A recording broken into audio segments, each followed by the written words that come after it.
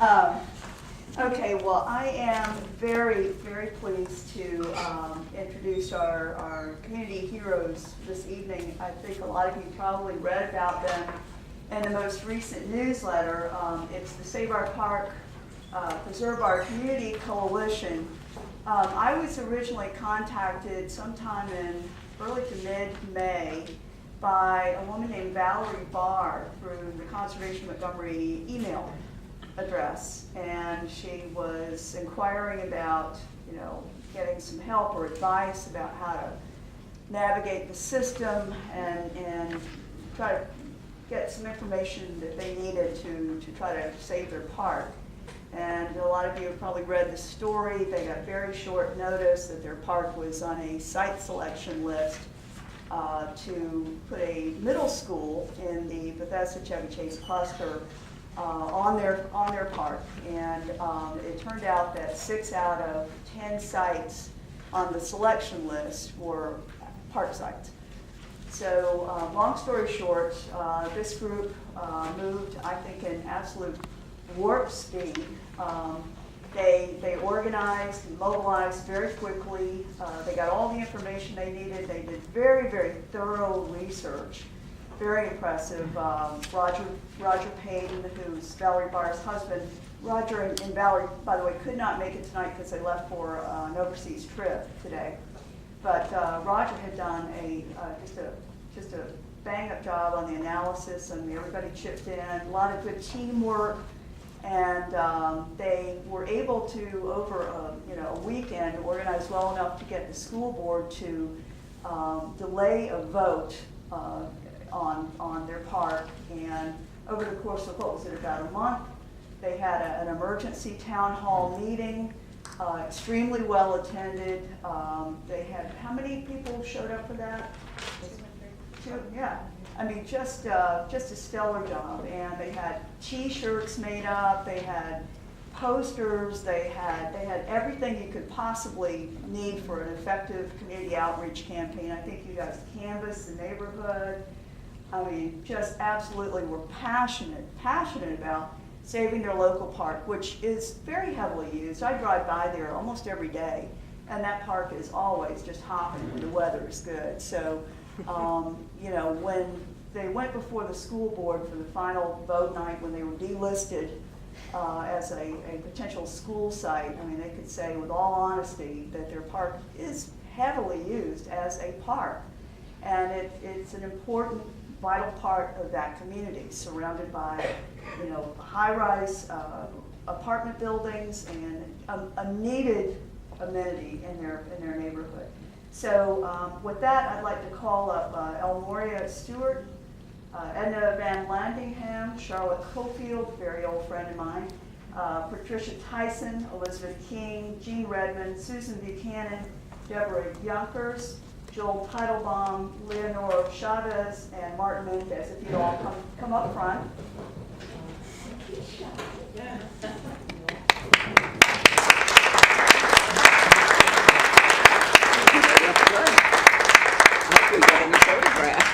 And this is the award from the, wait, everybody gets up here.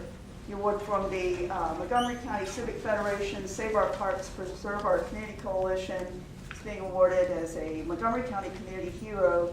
It says for their volunteer activism in dissuading the Board of Education from selecting the Rosemary Hills Littonsville Park as the site for a new public middle school, thereby preserving the land for use as a valued local park. Presented at the Civic Federation's 828th session. Wow. This 13th day of June 2011. Let's see that certificate, Karen. Oh, whoops, sorry. Let's stage this one. Right. There's the Charlotte. Great. Right. Thank you. And then I understand that they have started a mini museum, or you're starting one in the Cofield Center, is that right? With a display case? Exactly. With the memorabilia from this whole experience. And they do, by the way, plan to also be vigilant about the park heretofore to make sure that something like this doesn't happen again. They have pledged that they are going to do more caretaking of the park as volunteers. I know that Valerie Barr and Roger have both recently become trained to be tree stewards for the park through the park system, this new urban tree stewards program that they've got going. So there's a lot of activity in the future. You know, they're not going to just let this drop now, now that they've got their award. But this is also just a recognition certificate from Conservation Montgomery as well, so I'll give you that for your museum. And then this is a bumper sticker. It's a slogan that my daughter, she's 12, and she's I think she's got a marketing future ahead of her. She came up with the slogan, "Love where we live," for refrigerator magnets or bumper stickers, T-shirts. I have a T-shirt now that says "Love where we live," and it's got our Conservation Montgomery logo on it. But it really is what it's all about. I mean, you know, you do things like these fine people did because we do love where we live. We care about this county. All these people in this room tonight are here because we care about this county. So I wanted to give each of you a "Love where we live." You don't have to put it on your car. You can, you know, put it. Yeah, that'd be great. Put it on your refrigerator or wherever you want to put it. But I want to make sure you all have one of those. Thank you. With the Julia Madsen slogan on it. Did everybody get one? Two more. Okay. Great. She should have signed. Yeah, I'm a member, so there you go. And so you can hold up your bumper sticker, and we'll take another picture. Wait a minute, while you're handing out gifts, I have a few. Mary's By the way, I just wanted to say too that part of the testimony, I know Conservation Montgomery's position was simply that schools, our public schools and our parks are treasured in this county. They're both important and they should not compete for land use. Amen. Simple as that. Right. You know, it was not a matter of dissing the school system in any way, shape, or form. We love our school system, but we love our parks too. And we just feel like it's an even situation. So, anyway, let me take a picture and then we'll get Mary Bradford up there. No, I'm going to give them some presents, give them more to hold. All right, go ahead. Mary Bradford, Director of Parks. Yeah, more swag. More swag. Okay, more swag. You see the carrot button? It says parksmatter.org. This is our website. And it's actually the website of the Montgomery Parks Foundation, which is gearing up to help support parks in a different way by raising money for operations and trying to support community groups and neighbors and friends and all the groups in the county that work to save the parks. So I love that Rosemary Hills meeting. I stood in the back and hoped I wouldn't get called on, but as you all know, at the end, somebody recognized me and asked me to come to the front. Susan, all of you did such a great job there.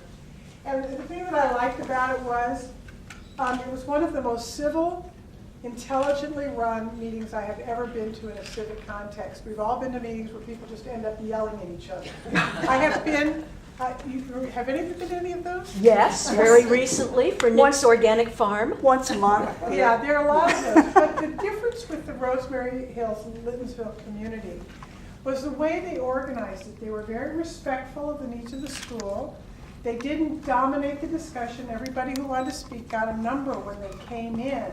So there was just a random order to the speaking in there. So there were junior high proponents and others speaking as well as this group. And they did a fantastic job of keeping the volume down and allowing the decision makers, they didn't go on it as an antagonistic way. It was almost as though by the end of the evening, the decision makers had actually identified with the community. You made them like you and want to help you. And that is so powerful in an era where everybody's just sort of yelling at each other. You handled it perfectly. And I think it's a model for civil discourse when you have competing public goods. So I just wanted to say that on behalf of the Department of Parks. And of course, we thank you for our support. It didn't hurt that looking out the open window that night, the fields were full of people.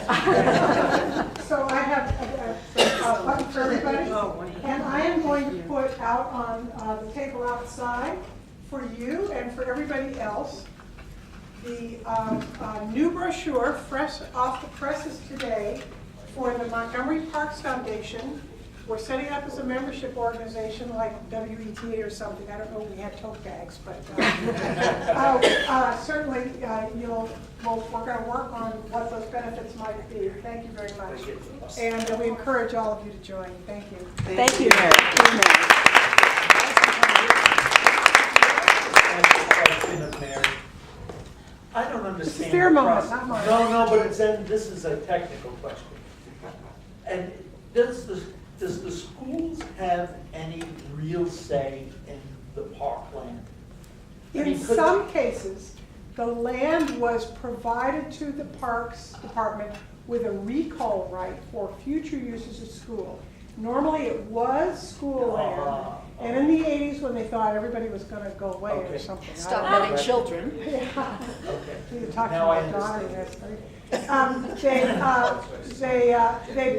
Some of it was turned over with that recall right. Other land was turned over with a recall right.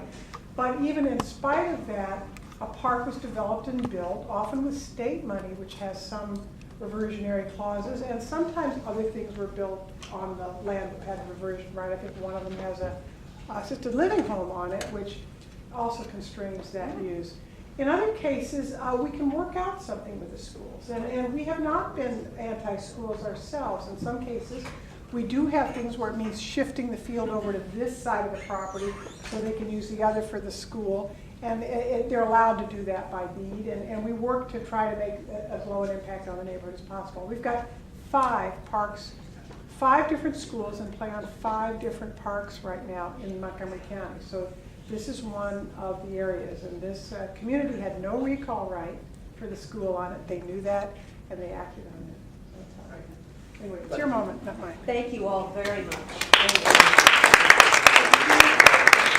Anyone want to make a statement, or? It's got to be quick. Yeah. Okay, we just wanted to talk for a second about the inspiration that we had to move on this park, because there's, even with the park that they defaulted to when they went off of our park, there's this attitude that it's NIMBYism, that people who are trying to protect the park are just, we don't want it in our backyard.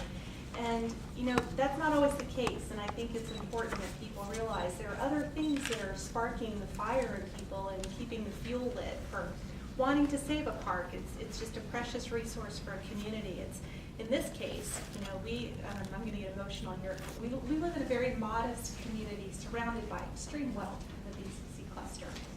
And I'm going to lean on Charlotte here, who has become one of my best friends through this. It's one of the best things that came out of this is I got to know my community a lot better, and I just love these people dearly. And, Charlotte grew up in the neighborhood, as did Elmoria and Pat, and hearing their stories about this neighborhood, it was an African-American enclave, and they fought development. They remember when it was community homes, it was farmland, it was woodland. The park itself is where they went to pick their sweet strawberry or their sweet blueberries. And it's the last bit of undeveloped, unpaved land in the neighborhood, and that really fueled us.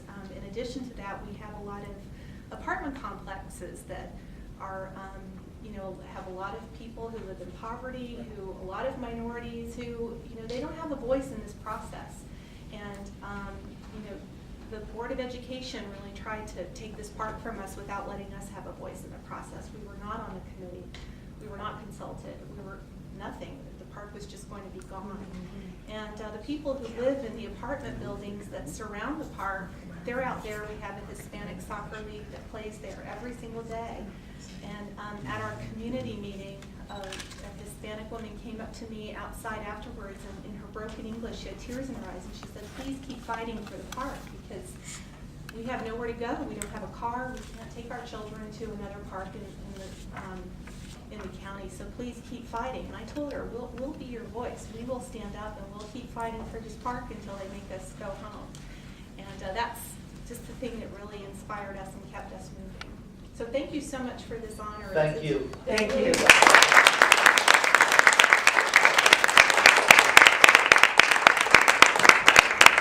One more point, while we're here, we want to lobby Mary Bradford on keeping alcohol out of the parks.